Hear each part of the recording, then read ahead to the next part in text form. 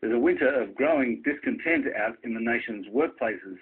Threats of industrial action are becoming louder and more numerous, and some big pay rises have been awarded as the ongoing labour shortage starts to bite. But is war looming, or is it just a lot of skirmishes? And is a wages blowout inevitable? Neil Woolridge reports.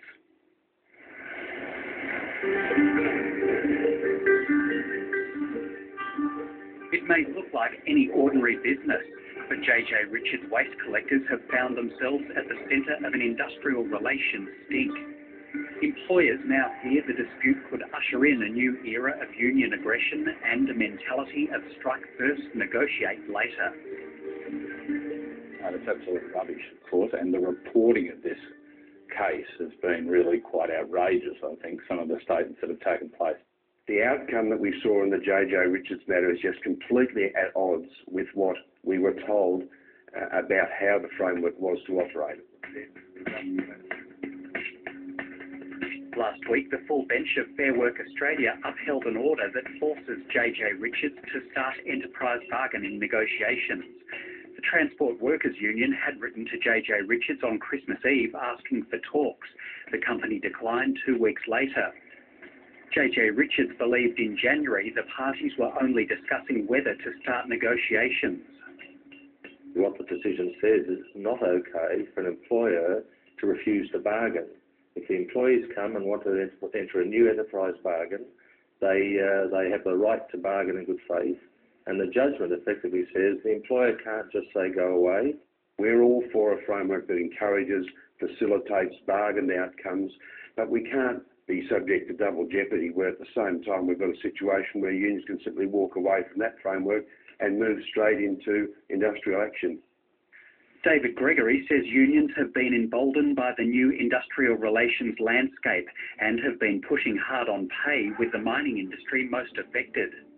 We have seen some absolutely extraordinary wage outcomes come from some of the negotiations there.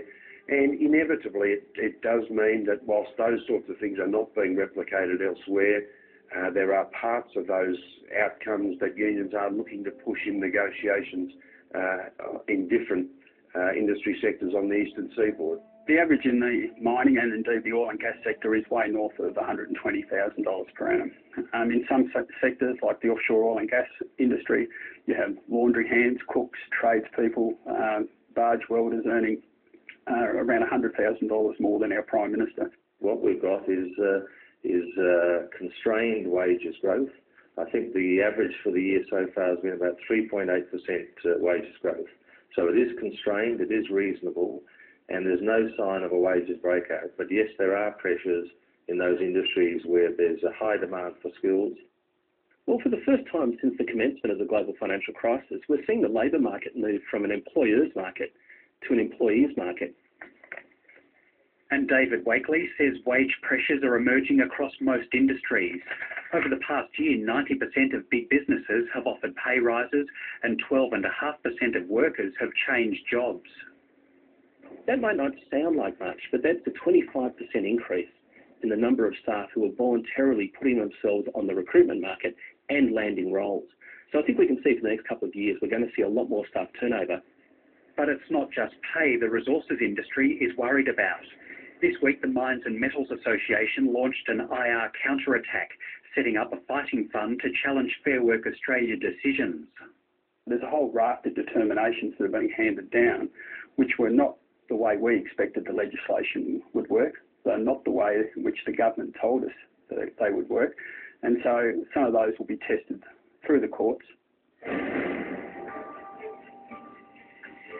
This year, action has been threatened by Patrick Stevedoring's dock workers, Qantas pilots, and most recently BHP Billiton coal miners in Queensland.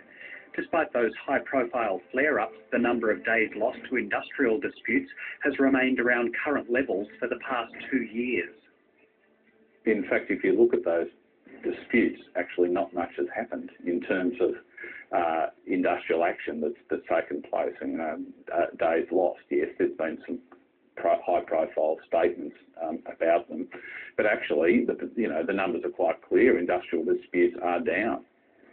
We do have a large number of major enterprise bargaining rounds coming up over the next few months. clearly there are high-profile ones in transportation, both on the wharves and in the airline industry, and they are going to get a lot of attention. While pay conditions and workplace unrest are getting plenty of media attention, productivity is not. Last week's national accounts revealed that GDP per hour worked fell 1.8% in the March quarter, although neither side of the IR debate is blaming the Fair Work Act for that. Employers, though, are worried that unions are celebrating workplace agreements which deliver pay rises, but nothing in the way of meaningful productivity targets. We've now had a situation where we are not seeing productivity growth coming through changes to our labour market arrangements. We are not seeing delivery in terms of the productivity growth that we were told was going to come through a framework that was going to enhance workplace negotiations. I would say, in response, aware of the changes that have happened on the employer side, I see a lot of employers in this country who are prepared to criticise government about lack of investment in training and development and so on, and not prepared to make a contribution themselves. But given the already heated industrial relations environment, productivity might have to take a back seat for a while longer as unions and bosses continue to slug it out.